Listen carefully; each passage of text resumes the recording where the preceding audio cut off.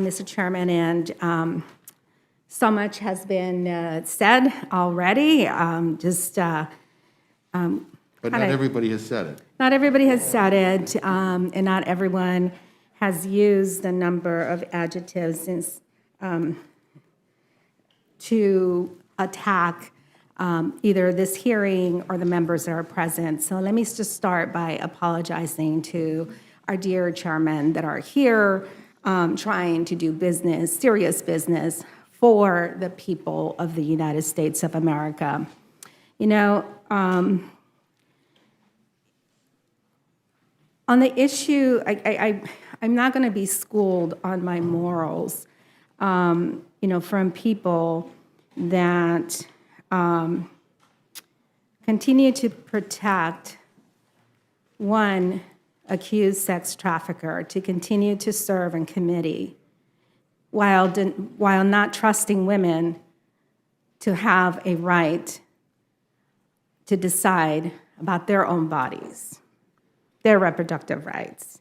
I'm not going to be schooled on my morals from people that aided and abetted an insurrection by continuing to support President Trump's false claims of election fraud. False claims. So, I'm not going to kick anyone around, but I am going to state for a fact that the minimum wage is still $7.25. $7.25.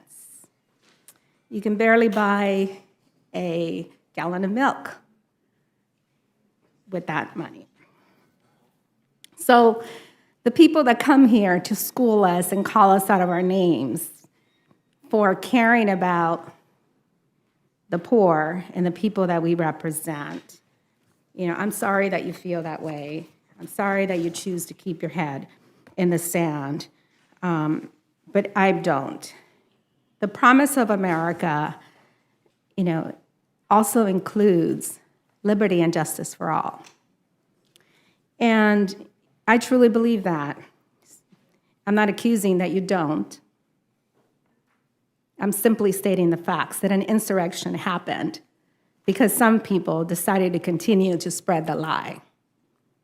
So don't come here and school me about right and wrong, because you have no footing to stand on to school me on right and wrong. For my district, we're really going to help a lot of people. There are currently 187,600 children that are benefiting from the child tax credit. That's only 2,000 more children than Mr. Kevin Brady. Only 2,000 more children in my district are benefiting than in your district, sir, that you're willing to vote against. For pre-K,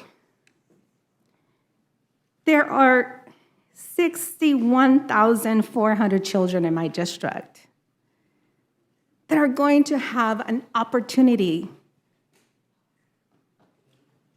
to go to school, to learn in a healthy environment, and just maybe in communities like mine, where parents are leaving before the sun comes up and don't come back home until long after these children get out of school, will have an opportunity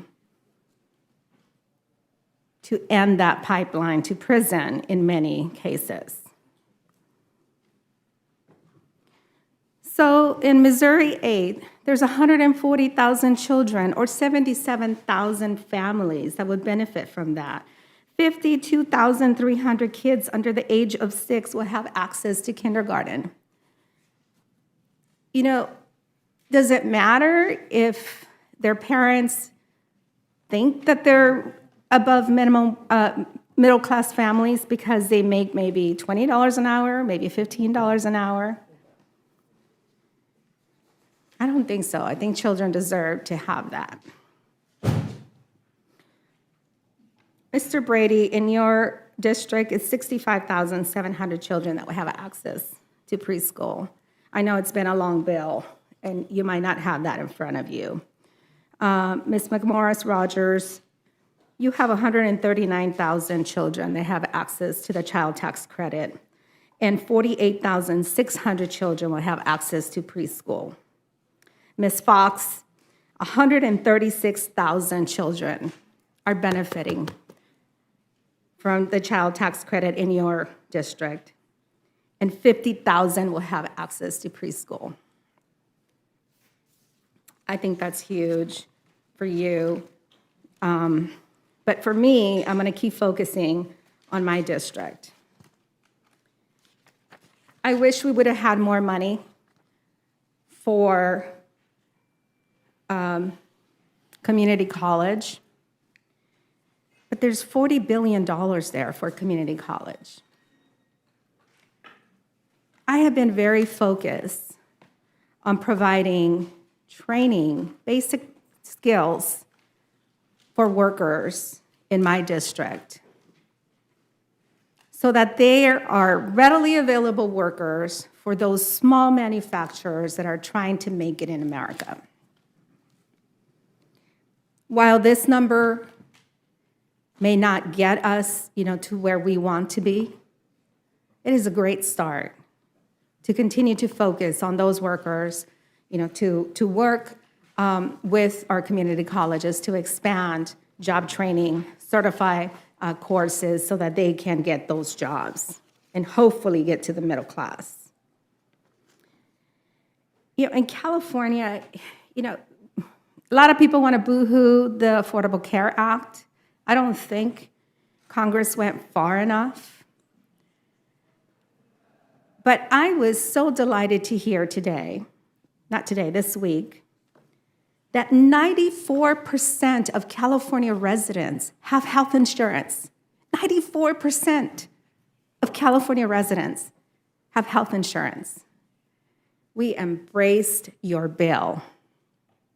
We expanded what you gave us. And as a result, people have access to a doctor.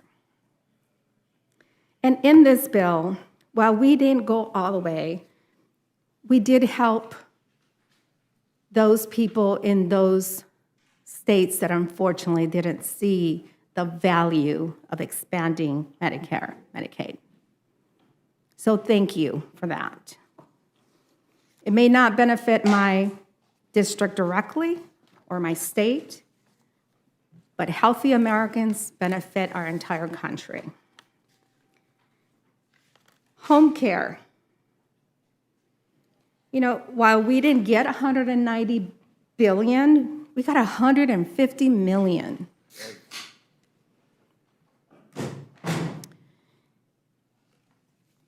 I have so many seniors that deserve to have this care, and so many minimum wage workers that are working in this industry.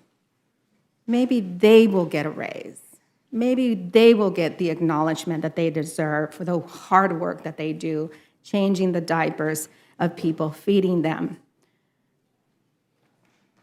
Someday we're going to be there. Housing. $150 billion for affordable housing.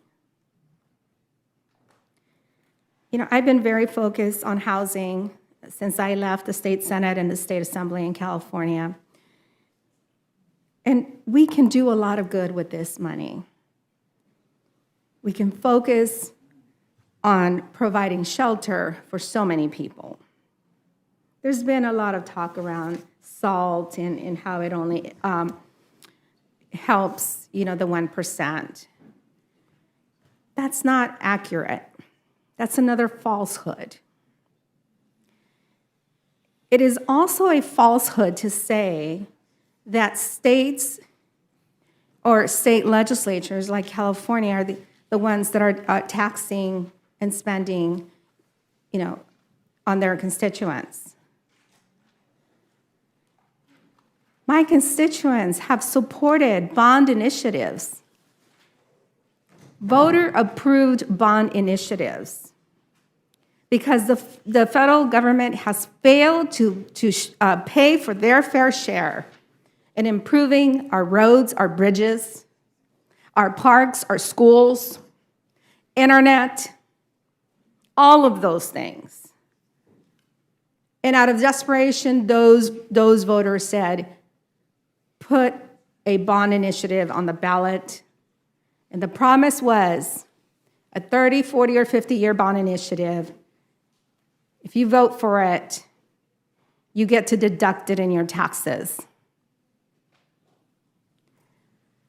But the Republicans, in their tax scam, went back on their word and taxed all of those people. The biggest middle-class tax increase they gave when they passed that tax bill.